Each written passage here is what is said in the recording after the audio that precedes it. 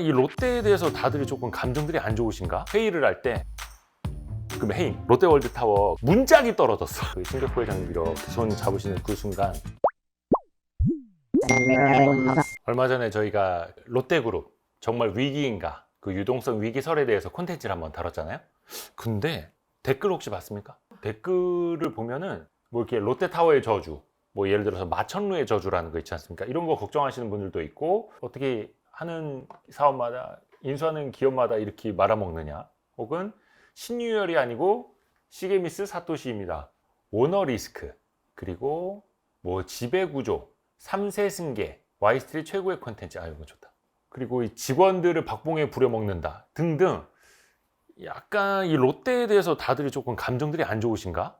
라는 또 여론을 또 한번 읽을 수가 있었습니다. 그러니까 롯데그룹이 없지 않아 그런 게 있습니다. 약간 좀 비호감인, 제 생각은 아니고 이제 대부분의 여론이 그렇다라는 건데, 오늘 그 얘기를 한번 해보겠습니다. 사실 이제 롯데 이미지 검색을 하면 당연히 상징적인 건물, 롯데월드 타워 나오고, 신동빈 회장 나오고, 그 아들 신유열 씨 나오고, 몇 년 전인가 우리 애기들이 차 타고 가면서 애기 때 그 얘기 하더라고. 아빠, 롯데라는 이름은 뭐야? 롯데 그 너무 재밌는 거야, 이 어감이. 그렇잖아. 다 뭐 현대, 삼성, LG 아니 뭐 영어 뭐 이렇게 되어 있는데 롯데가 뭐냐고. 너무 재밌대. 근데 사실 아는 분들은 아시겠습니다만 이게 샤롯데, 샤롯테죠 사실은. 괴테 젊은 베르테르의 슬픔. 그 문학 작품에 나오는 여자 주인공 이름이 샤롯테입니다. 롯테. 그거를 이제 창업자인 신격호 고 명예회장이 너무 감명 깊게 읽어가지고 회사를 세울 때 이름을 롯테로 쓴 거예요. 근데 이분이 이제 일본 분이시다 보니까 조금 이제 일본 발음을 더 이제 차용을 해서 그런지 모르겠지만 일단 롯데가 됐습니다. 오늘의 주제는 이겁니다. 롯데는 어쩌다 이토록 비호감이 되었나? 그러니까 사실 이거를 역시 뒤집어서 나중에 경영을 하면 다시 또 호감인 기업이 될 수도 있다는 거 아니겠습니까? 몇 가지 한번 짚어볼게요. 그 일본 기업 이미지가 가장 강한 것 같아요. 창업자인 신격호, 고인이 되셨습니다만 신격호 명예회장 같은 경우에도 일본인과 결혼하셨고 국내에서 이제 처음에 결혼을 하셨습니다만 내가 돈 벌러 나가겠다라고 해서 현해탄을 건너서 일본으로 가서 공장에서 일을 하다가 거기서 마련한 돈 가지고 또 사업가의 도움도 받아서 한국에다가 과자공장, 껌공장을 차린 거였거든요. 그러면서 또 일본에서 일할 때 한 번 더 결혼을 했습니다. 그렇게 해서 현재 신동빈 회장하고 신동주 회장은 어머니가 시게미즈 하치코 여사라고 같아. 근데 그 누나뻘인 그 신영자 씨 같은 경우는 어머니가 다릅니다. 신영자 씨는 어머니가 한국인이고 신동빈, 신동주 씨는 어머니가 일본인입니다. 좀 달라요. 그리고 그 밑에 있는 여동생이 하나 또 있는데 그분은 또 어머니가 다릅니다. 신미경 씨라고 해서 그분은 뭐 영화배우 출신, 미스 롯데 출신, 이렇게 해서 신격호 회장님의 부인이 3명이나 있습니다. 아무튼 그래요. 그런데 어찌됐든 간에 처음에 사업을 일본에서 시작을 했고 지난번 시간에도 보내드린 것처럼 지배구조 정점에 일본의 롯데홀딩스, 그 위에 또 일본의 광윤사라는 일본 기업이 있다 보니까 지배구조도 그렇고 국적도 그렇고 일본 기업 이미지가 강하게 있을 수밖에 없는 거예요. 롯데도 발음이 어떻다? 롯테가 아니라 롯데고, 그리고 좀 이따 이야기를 하겠습니다만 3세 경영도 이제 일본인에게 승계를 또 준비를 하고 있고, 그러다 보니까 이 일본 기업 이미지가 특히 이제 일본이 뭐 독도에 대해서 도발을 하거나 여러 가지 반일 감정 안 좋아질 때 항상 롯데는 1순위에 오릅니다. 신동빈 회장이 한국어를 잘 못한다는 게 또 한 번 지난 2015년 국감 때도 국민들의 심기를 좀 건드렸어요. 이건 감정적인 건데. 심의료 기초드린 점 진짜 부드럽게 생각하고 진심으로 사과드립니다. 죄송합니다.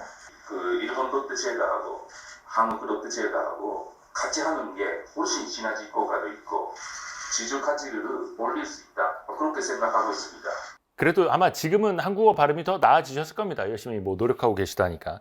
근데 그 신동주 씨 있지 않습니까? 신동빈 회장의 형, 친형. 근데 경영권 분쟁 엄청나게 다퉜던 그분은 2015년에 제가 취재할 당시만 해도 한국어를 한마디도 못했었어. 기자회견장에 사람들도 엄청나게 막 몰려가고 당연히 저도 이제 첫 줄에 앉아가고 막 질문하고 했는데 신동주 씨는 절대 답변을 안 하더라고. 다 변호사나 아니면 자신의 부인이 대신 대답을 해주고 아니면 홍보 대행사에서 대신 대답해주고 그랬었거든요. 왜냐? 한국어를 할 줄 모르고 괜히 잘못 입을 열었다가 어눌한 발음 때문에 더 역효과를 받을까 봐 아예 침묵을 하더라고. 한마디도 안 했어. 그래서 제가 보다 못해서 다시 질문을 하고 아니 그러면 그 일본 그 롯데지주 당시에 회장이었습니까? 롯데홀딩스 회장인 신동주 회장님이 직접 한마디라도 해보십시오. 한국의 투자자들에게 주주들에게 한번 말씀을 직접 해보십시오라고 해도 한마디도 안 하더라. 신기했습니다. 그거 아시죠? 유니클로에 롯데 지분이 있는 거. 세븐일레븐이라고 하는 그 편의점도 이제 일본에서 같이 들어온 거긴 한데 그것도 이제 롯데 지분이 있고 근데 이제 따지고 보면 그거예요. 예를 들어서 뭐 스미토모나 도레이 같은 경우에 아니면 캐논, 니콘, 토요타 한국에서 영업 잘 하고 있지 않습니까? 그리고 이제 그 기업들은 아예 일본 기업이고 일본 투자자들의 일본에서 영업하는 기업인데 한국에 진출을 한 건데 그럼 또 그런 기업들은 어떻게 볼 거냐? 또 하나 쿠팡 같은 경우에도 김범석 의장이 아예 미국 국적이에요. 등기부등 때 보면 미합중국인 범킴으로 나와요. 그럼 쿠팡은 상장도 미국에 되어 있는데 여기는 뭐 그러면은 반미 감정은 없고 반일 감정은 있고 약간 롯데 입장에서는 억울할 수도 있는 거죠. 그건 여러분이 판단하시면 되겠고 또 하나가 제왕적 경영입니다. 물론 뭐 우리나라 재벌들이 거의 비슷하기는 합니다만 특히 롯데는 이게 심했어요. 특히 신격호 회장 때. 신격호 회장은 이제 왕 회장이지 않습니까? 왕 회장. 그래서 일본에서도 회의를 할 때 그러면 해임. 그러니까 트럼프는 you fire 이거라도 하지. 근데 신격호 회장 그때 이제 원체 나이가 너무 많으셔서 고령이셔서 그런지 모르겠지만 손가락 해임이 굉장히 유명했었습니다. 저 사람 내보내라고 이사회에서. 그것도 등기 이사를. 그게 굉장히 유명했습니다. 그리고 또 하나가 신동빈 회장 체제로 내려오면서 제왕적 경영은 조금은 이제 그래도 옅어졌다고는 합니다만 신동빈 회장도 과거에 박근혜 정권 시절에 국정농단 사태로 구속이 된 적이 있었어요. 그런데도 이사회는 그분의 책임을 묻지 않았습니다. 왜 그랬을까요? 물론 뭐 경영상 판단일 수도 있겠습니다만 과연 대한민국 지배구조에서 사회이사들마저 이른바 오너, 일본식 발음으로 오나 2세를 과연 축출할 수 있었을까? 롯데는 아무래도 B2C 기업이죠. 물론 이제 화학은 B2B일 수 있겠습니다만 뭐 쇼핑, 백화점, 마트, 홈쇼핑, 편의점, 뭐 제과 등등 B2C가 많다 보니까 특히 내수에서 이해관계가 엄청 많습니다. 가장 많은 거 백화점 입점업체한테 수수료 받아야 되잖아요. 마트, 홈쇼핑 입점업체들한테 수수료 받아야 되는 거고 빵을 만들든 과자를 만들든 껌을 만들든 협력사들이 있는 거고 그러다 보니까 그 사이에서 롯데의 이른바 갑질이라는 게 정말 많이 튀어나왔습니다. 물론 이제 지금은 나아졌다고는 합니다만 위에서는 그래요. 우리 갑질하지 말고 상생하자. 맨날 신동빈 회장도 상생 경영을 하겠습니다. 뭐 이렇게 해. 그런데 밑으로 내려오면 뭐합니까? 실적 압박 내려오잖아. 그러면 밑에 실무자들은 또 어쩔 수 없이 사장님 그러시면 안 되고 저희한테 몇 %는 주셔야 되고 가격은 어떻게 하셔야 되고 그러다 보니까 이게 끊이질 않는 거예요. 이게 사실 다른 이야기랑 이어지는 이야기이기도 한데 롯데 같은 경우에는 기업 문화가 굉장히 보수적입니다. 특히 변화보다는 안정을 택하는 게 많고 내수 기업이어서 그런지 모르겠습니다만 뭔가 막 혁신, 그러니까 기술 혁신할 게 사실은 롯데 입장에서는 많이 보이진 않죠. 그러다 보니까 보수적인 기업 문화가 있고 왜 이제 속된 말로 그렇게들 비아냥거리는 사람들이 있어요. 껌 팔던 기업이라 그렇다. 되게 이제 롯데 입장에서는 마음이 아픈 소리고 합리적이지 않은 지적일 수 있겠습니다만 여전히 그런 시각이 존재한다라는 거예요. 그래서 신동빈 회장 체제에서 가장 많이 하고 있는 게 M&A잖아요.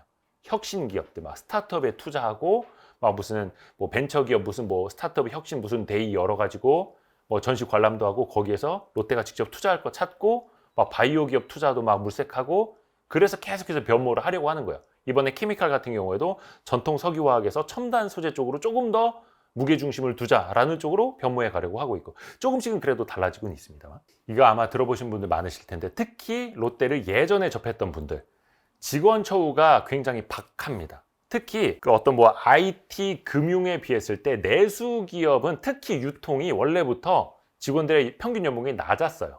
근데 유통 3사라고 있죠. 뭐 현대백화점 그룹, 신세계, 롯데그룹까지 있는데 그 3사 중에서도 롯데백화점도 그랬고 마트도 그랬고 처우가 제일 낮았었습니다. 과거에. 그래서 항상 왜 우리는 이런 삼류 취급만 받아야 되느냐. 근데 그게 또 오래되다 보니까 그냥 뭔가 그냥 삼류 정신이 좀 있었어요. 근데 이게 언제부터 조금 바뀌기 시작했냐면 2015년에 경영권 분쟁이 터지고 나서 그 이후부터 신동빈 회장이 직원들의 마음을 사야 될 거 아니에요. 그래서 그때 직원 처우를 많이 높여줬습니다. 그래서 유통, 내수 기업들 중에 처우를 가장 좋게 해주겠다라고 하면서 당시에 연봉이 꽤 올랐을 거예요. 그래서 만약에 최근에 젊은 직원들이 롯데그룹의 어떤 복지라든지 좋아진 그 처우 개선을 느낀다면 그 이후에 달라진 겁니다. 그래도 경영권 분쟁 때 여론이 막 악화되니까 나아진 거라고요. 사실 롯데그룹이 그 전까지는 이미지 관리를 잘 안 했습니다. 특히 신격호 총괄회장 당시에는 브랜드 아이덴티티나 코퍼레이트 아이덴티티 혹은 이미지 개선 작업들을 또 홍보를 하는데 거기에는 롯데가 좀 많이 소홀했습니다. 이 제품이 좋습니다. 사서 쓰세요가 아니라 그냥 우리는 어떤 기업입니다만 이미지로 광고하는데 대대적으로 또 돈을 쓰거든요. 근데 롯데그룹은 신격호 회장 당시만 하더라도 그게 없었어. 그리고 언론사에 광고를 많이 안 줬습니다. 그 광고할 돈 있으면 제품 만들어라. 광고할 돈 있으면 제품 개발해라 라는 게 그분의 경영 철학이었기 때문에 그래서 어떻게 보면 언론과의 이 릴레이션십도 조금 더 부족했었던 거고 근데 그래도 최근에 몇 년 동안은 롯데 이미지 광고 아마 많이들 보셨을 거예요. 달라지고는 있는데 아직까지 개선을 하려면 조금 부족한가? 모르겠네. 많이들 기억을 하시겠습니다만 우리나라에서 정말 가장 큰 참사라고 하면은 어디 붕괴 사고라든지 어떤 배 사고라든지 여러 가지가 있겠습니다만 사실은 이게 가장 큽니다. 가습기 살균제 사태로 몇 명이나 사망했을 것 같아요? 한번 대략 우리 구독자분들도 한번 생각해 보세요. 이게 1994년부터 2011년 사이에 가습기 살균제를 사용을 했다가 폐가 굳어버리는 그런 질병으로 인해서 돌아가신 분이 공식적으로 1,800명이 넘습니다. 이게 시민사회단체나 비공식적으로 주장하라는 건 이 10배가 넘을 수도 있다는 얘기가 나와요. 그런데 일단은 공식적으로는 1,800명이 넘고 당시 어떤 후유증을 앓았던 분들도 여전히 돌아가시는 분들이 계셔서 이 수가 계속 올라가고 있거든요. 근데 그 가운데서 롯데마트가 PB 제품으로 팔았던 게 있습니다. 그걸 쓰고 돌아가신 분이 22명. 물론 전체 사망자 중에서 이제 옥시 레킷 벤키저라든지 옥시 알죠? 그 회사께 가장 많았고 다른 중소기업 제품도 있었고 거기에 비하면 롯데 걸 쓰고 돌아가신 분은 많지 않다라고 볼 수도 있겠습니다만 어찌됐든 간에 20명 넘게 사망하게 됐던 그것도 롯데 제품. 그래서 롯데도 가습기 살균제 사태 한복판에 있었던 거고 그래서 대기업 CEO 중에서는 굉장히 이례적으로 당시 롯데마트 사장이었던 사람이 구속이 돼서 3년 동안 복역을 하고 얼마 전에 출소를 하신 그런 경우도 있습니다. 마천루의 저주가 뭔지 알죠? 마천루는 뭡니까? 이게 스카이라인을 장식하는 높은 건물. 롯데월드타워 있지 않습니까? 롯데월드타워가 2016년쯤에 완공이 됐었거든요. 근데 그 이후부터 혹은 그 전후로부터 롯데그룹이 정말 많이 시끄러워졌습니다. 2015년 말쯤에 상량식을 했거든요. 마지막 그 대들보 올리는 거. 근데 그때부터 경영권 분쟁, 형제의 난 벌어지고 2016년, 2017년부터 안 좋은 일들이 좀 잇따라서 벌어졌는데 사실 이게 마천루의 저주라는 건 그거예요. 경기 호황기에 고층 빌딩을 투자를 해놓고 경기는 사이클이라는 게 있잖아요. 엄청나게 부채를 땡겨서 초고층 빌딩을 지었는데 경기가 불황으로 빠지면서 부채 갚는데 허덕이고 그래서 이 마천루를 지었던 기업이 위기에 빠지고 이걸 이제 마천루의 저주라고 하거든요. 근데 롯데는 사실 그거는 아니에요. 그런 차원은 좀 아닌데 그 이후에 가습기 살균제 사태라든지 아니면 형제의 난이라든지 내수 기업으로서의 크고 작은 악재들 심지어 어떤 것까지 있었냐면 왜 주차장 바닥에 코팅해 놓은 게 갈라질 수도 있잖아요. 그러면 난리가 났습니다. 이거 무너지는 거 아니냐고. 아니 지하 주차장 바닥에 시멘트 크랙이 좀 날 수 있어요. 어떻게 그 건조가 잘 됐느냐에 따라서. 근데 이거 무너지는 거 아니냐. 그 다음에 거기 아쿠아리움 있지 않습니까? 수족관이 약간 물방울이 뜩 떨어지는 게 있었어. 그때 이거 난리 난다. 이거 수족관 터지는 거 아니냐. 이것 때문에 빌딩 무너지는 거 아니냐. 그리고 또 결정적으로 롯데월드타워 그 개장 직전이었을 거예요. 문짝이 떨어졌어. 현관 큰 문짝이 있지 않습니까? 그 문짝이 떨어진 적이 있네. 그래서 야 이거 마천루의 저주 아니냐. 건물 무너지면 어떡하니. 이게 그때 계속 대서특필이 됐었습니다. 그래서 롯데물산 분들이 진짜 고생하셨는데 어찌됐든 간에 현재까지 안전합니다. 근데 이게 건축비가 많이 들어갔어요. 이게 신격호 회장의 평생의 수건이었던 거예요. 그래서 이거를 몇십 년 동안 준비를 했었어요. 요게 2017년 5월 3일 기사입니다. 기사 제목은 신격호 30년 꿈 이뤘다. 30년이 걸린 거예요. 본인이 기획하고 완공하기까지 30년이 걸렸고 롯데월드타워 123층에 직접 올랐다. 근데 이때가 경영권 분쟁이 터진 2년 뒤였어요. 자기 아들들끼리 엄청나게 싸운 2년 후에야 공식적으로 롯데월드타워에 올랐는데 이때 신동주 회장은 같이 옆에서 보필을 했었는데 신동빈 회장은 자리를 같이 안 했습니다. 뭐 불편했겠지. 물론 뭐 해외 출장이 있었다고는 합니다만 이분이 이제 시기미치 하치코 여사, 그러니까 신동주, 신동빈의 어머니. 근데 제가 알기로는 이때 이제 제대로 이제 인지 능력이 좀 좋지 않으셨을 때 그때였기 때문에 조금 이제 제가 보는 입장에서 되게 씁쓸했었어. GBC 뭡니까? 현대차가 삼성동 그 한전 부지를 예전에 10.5조에 사지 않습니까? 10조 원 넘게 주고 엄청나게 당시 비싸게 샀다고 했었는데 거기에다가 글로벌 비즈니스 센터를 짓는다라고 현대차가 수년 전부터 계획만 하고 있고 아직은 못 하고 있는데 그 현대차가 계획하고 있는 GBC가 예정대로라면은 569m짜리가 올라갈 예정이었었어요. 그러니까 참고로 롯데 월드타운은 몇 미터인지 아십니까? 이거 일부러 이렇게 맞췄는지는 모르겠는데 555m예요. 그리고 123층. 그러니까 층수로는 롯데월드타워가 더 높은데 높이 기준으로는 555m로 GBC보다 낮다라는 거예요. 그러니까 GBC가 국내 최고층 건물이 될 수도 있었다라는 거예요. 근데 여기에서 정의선 회장이 브레이크를 걸었죠. 이게 롯데와 현대차의 다른 점이라는 거예요. 정의선 회장은 정몽구 회장님의 수건 사업이었으나 정몽구 회장님이 10조 원 넘게 땅을 주고 사갖고 야 삼성이 제시한 돈보다 거의 그때 막 2배 이상 썼었나? 엄청나게 비싸게 사고 막 그 돈이면 자동차 업체를 몇 개를 살 수 있는데 왜 그걸 땅에다 투자하냐 막 이렇게 해서 비판을 외국인 투자 엄청 많이 받았었거든요. 근데 정의선 회장이 되면서 아버지가 결정을 했지만 이거는 아닌 것 같습니다. 해서 초고층 한 동을 짓느니 70층짜리 2동을 짓거나 50몇 층짜리 3동을 짓는 게 훨씬 더 경제적이고 실용적일 겁니다 라고 방향을 선회한 거죠. 근데 롯데는 어떻다? 아버지의 뜻이면 따르겠습니다. 예, 알겠습니다. 수건 사업 이뤄드려야죠. 요게 이제 롯데와 현대차의 문화가 다르다라는 겁니다. 상징적인 이야기이기도 해요. 그러니까 뭐가 옳다 그르다는 아니고 경제성으로만 놓고 보면 많이들 아시겠습니다만 건물 하나를 높이 짓는 거는 이게 경제성이 잘 안 나옵니다. 왜냐하면 올라갈수록 건축비가 기하급수적으로 올라가거든요.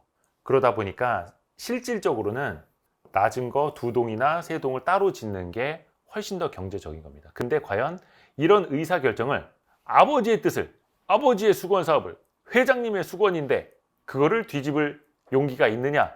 그건 여러분이 판단해 주십시오. 자, 마지막 롯데자이언츠.